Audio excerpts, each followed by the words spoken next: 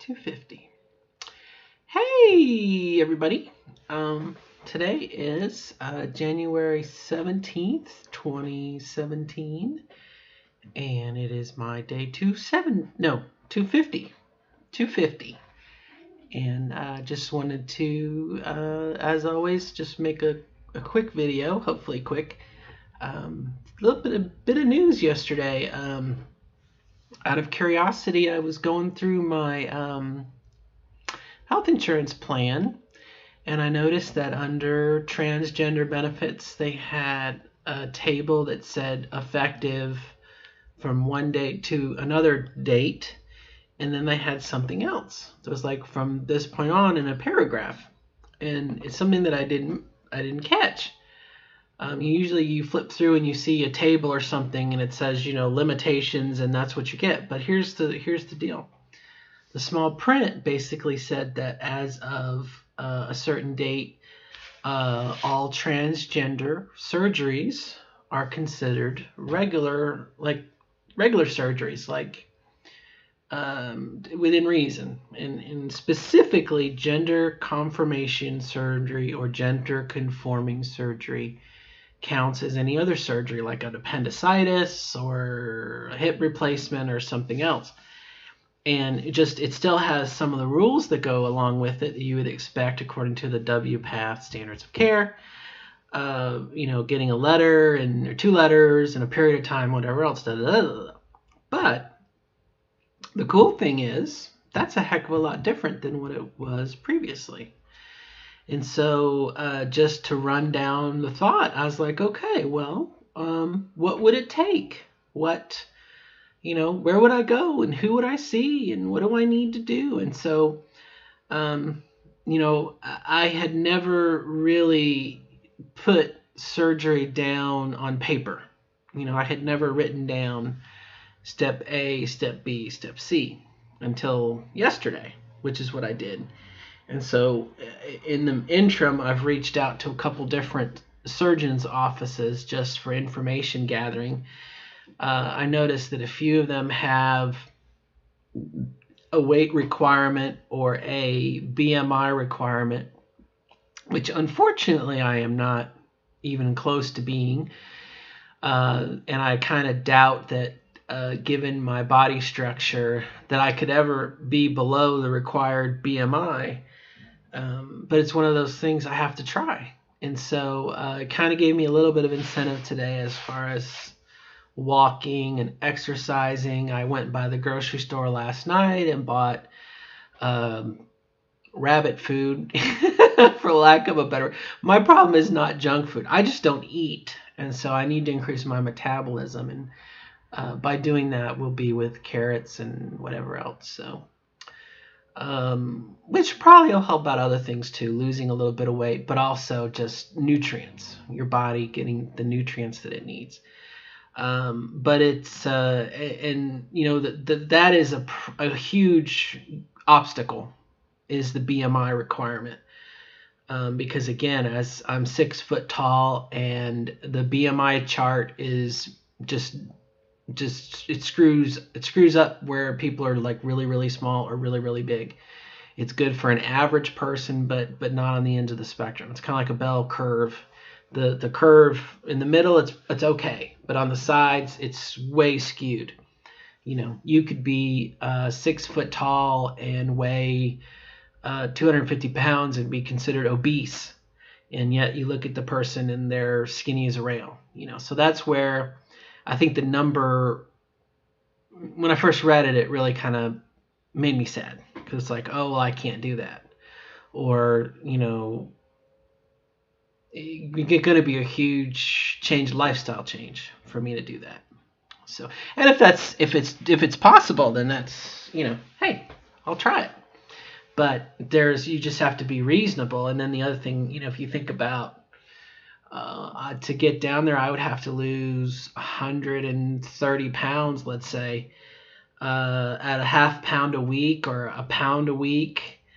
Do the math on that, and it could be years, like 5 to 10 years before I could come close to having it done. And so that's kind of an obstacle. And then there's obviously the cost of, which I think most of us, regardless of our size, the cost of surgery is phenomenal. And then, but the good news for me, which started this whole process, was the idea that it would be treated as any other surgery. So once I hit my deductible for the year, and let's say I'm only responsible for a percentage of that, it makes it more within my reach than it was before. I kind of like to think that before, surgery was on another world, it was on Mars, and yesterday it moved to Earth. I just have to get to it. So it's by far more within my reach. Not something that's going to happen today, tomorrow, next year. But the research and stuff that I've done is the earliest I can do it is would be middle of December this year, which is in 11 months. So still have lots to do, but and I mean that's like you're clear to do it, not you're going to do it. I can't do it before then because of the standards of care. So there's not really a hurry or a rush, but to start to think about, okay, what do I need to do as far as saving what money I can, but also in my case an enormous amount of weight that I would have to lose. And then depending on the kind of surgery that you get and what technique the surgeon uses, there's requirements. And if you get turned off by graphic descriptions, this is probably a good time to close your ears. Making a vagina out of a penis is quite a trick. And excuse me, dog's asleep. Will you wake up for a moment? Stop snoring. To create a labia, to make it more feminine, which you would expect, the clitoris and whatnot. They're going to have to get that from somewhere, whether that skin is, the scrotum, or I've read yesterday there's a technique where they take a little bit of intestinal tissue. There are things that it's almost like magic, but, for example, again, very graphic conversation, but if they were to use scrotum and they require laser treatment, well, I would have to find a place that will laser my scrotum. And I don't know if my laser facility will do that. Again, the medical profession cannot expect you to do something that's impossible. But I assume somewhere, and so, I'm just imagining pain. You think this hurts? Oh my gosh, I can't imagine. But then some doctors, no, it doesn't matter because of the technique that they use and whatnot. So again, it's information. It's, instead of it being in my head, it's now written out, and I'm asking questions and making notes, and that way I can anticipate that, okay, within 6 years or within 8 years, and it's incentive for me today at this very moment to go for a walk instead of sitting. And I'm not a junk food person. I just don't eat. So it's incentive for me to eat and eat healthily, So it's kind of a win-win-win. I don't see anything, there's nothing that's going to happen today other than education and taking some of those unknowns. And, when something, depending on how you are, I know for myself, I can imagine the worst scenario. And so before, oh my gosh, surgery, how am I going to pay for it? Well, how much does it cost? I don't know, but it's got to be a lot. Okay, well, find out. and then start to save. And it may very well be, like in my case, I have to wait till I hit my deductible. Save up what I can, if I can. And that's the other thing. I don't know if I can save up anything. I tend to use everything right now because my hormones are kind of pricey. But, that's an option. And another option, and I probably will mess this up. It starts with an O, ortho-olonoscopy or something. Again, another graphic conversation coming. Close your ears.